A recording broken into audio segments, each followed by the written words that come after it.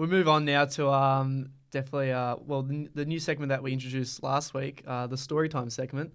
So we shared out if anyone wants to share a story. I don't think we heard back from heard back from many, but we do have Blair, and he's going to share a story, not on him, but on his beloved brother.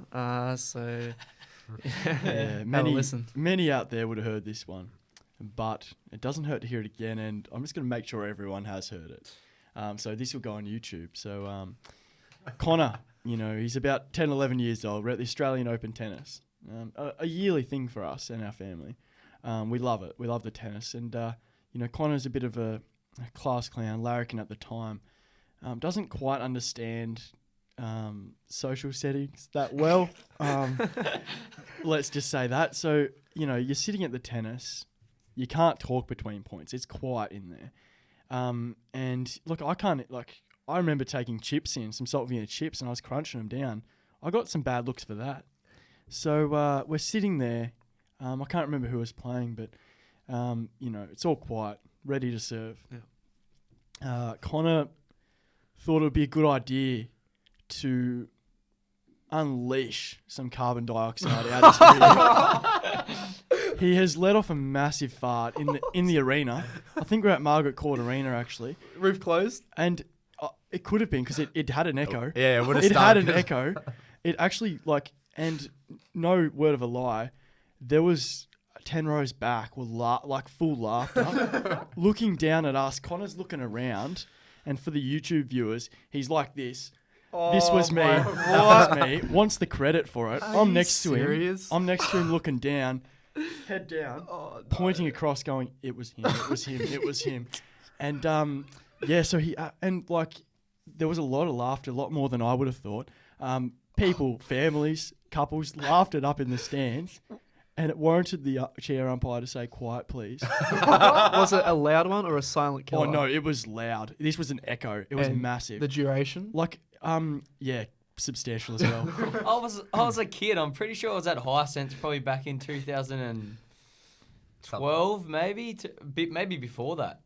But I was pretty young. I would have been no older than. But geez, he loved it. 10. But I can't remember who the player was. But he was going for the serve, and he caught the ball, threw the ball up, and caught it. And they looked umpire around. had to say, we got to find if we can find any replay footage of the. If you can find the match that you had, that's plausible, because literally the crowd laughed, and I was like, it was the worst day of my life. And I was like, I don't know him, he's not, and people were laughing and pointing to me as well. I was like, it wasn't, and Connor wanted the credit. I was like, give him the credit. Why do you I don't want want it. Well, this is the worst bit. No. 3 points later, don't tell me. my father looks across to Connor in the chair, and Connor, again, tough for the listeners to get a gauge on this, but Connor is pictured like this, trying to squeeze out another one. Tensing. And he's trying to go again. He's tensing. He's almost grunting, trying to let out another ripper and bring the crowd alight again. And I think the words that Dad may have said to him, probably not repeated on this pod, even with the change in the fine system. I think he may have said, "Don't you certain word dare, mate." And Connor didn't go again. Otherwise, yeah, but. So that's the story. The whole family would have been kicked out if he went for the second. Oh, it was the most helpless I've ever been.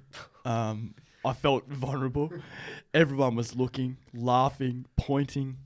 The chair umpire had to say, "Quiet, please." How more embarrassing does it get than that? And and Connor, in all his entirety, loved it and tried to go again. So that's, lift Connor. Yeah. I think that's self-indulgent in itself. Like, just trying to look, it's like, let me just release another one. It's like just trying to get the crowd up and going. You want some camera time. And he's a born actor. I'll admit he had projection on the first, but the second... that's pushing I think I'm just lucky. I think for the sake of us all sitting there that day, we're lucky that something else didn't come out and stink up the arena rather than just a temporary smell. It wasn't a picnic bar. I'm glad he didn't... in no really polite way to put it, but shit himself. Yeah, well, look, boys, if I reflect back on that moment, I clearly had some issues back then. I just Has it worn off yet? Oh, it has. I don't think so. It has. But I obviously had this sick obsession just to be noticed and laughed about That's like, kind of sad. and somewhat That's kind of sad. but somewhat still respected in that way. I just wanted attention, and I would do anything it took to get it, whether that was ripping off a bit of carbon dioxide, or I probably would have streaked back then if I thought about it at the time, and if I'd seen it on TV, I probably would have got on the court and took the racket and tried to play against the opponent. But I love that sort of stuff. I did. These days I'm a bit more mature, just naturally with You reckon? Yeah, you just like bit Just, of like, age. just but- slightly maybe. now rather than farting in public places, you just get out your rig. And jump in bushes. Yeah. So I think you have matured up a bit.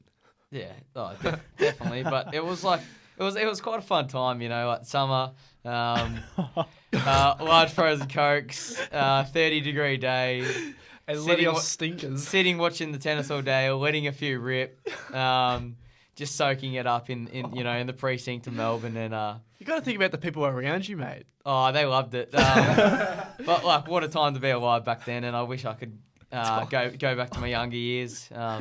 Do it again. I've those moments are gone these days, and I can't.